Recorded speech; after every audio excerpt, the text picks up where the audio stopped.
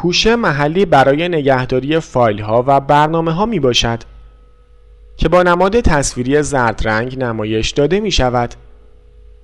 هر پوشه خود می تواند شامل چندین پوشه دیگر باشد. پوشه های زیر مجموعه یک پوشه با علامت بک‌اسلش از خود آن تفکیک می شوند. در ویندوز هر پوشه دارای نامی است. در نامگذاری پوشه ها باید مقررات نامگذاری آنها را در نظر گرفت. 1.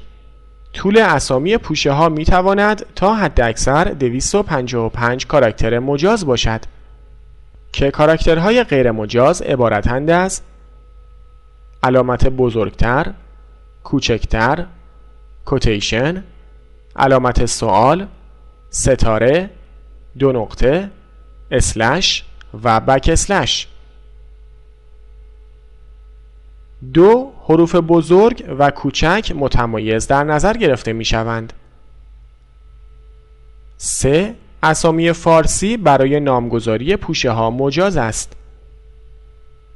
و 4. در نام پوشه می توان از کاراکتر فاصله خالی استفاده کرد. جهت ایجاد یک پوشه جدید، در محل خالی از پنجره مورد نظر کلیک راست کرده و از گزینه نیو زیرگزینه فولدر را انتخاب می کنیم. حال باید نامی برای آن وارد کنیم. جهت تغییر نام یک پوشه بر روی آن کلیک راست کرده و بر روی گزینه رینیم کلیک می کنیم. سپس نام جدید را وارد می کنیم.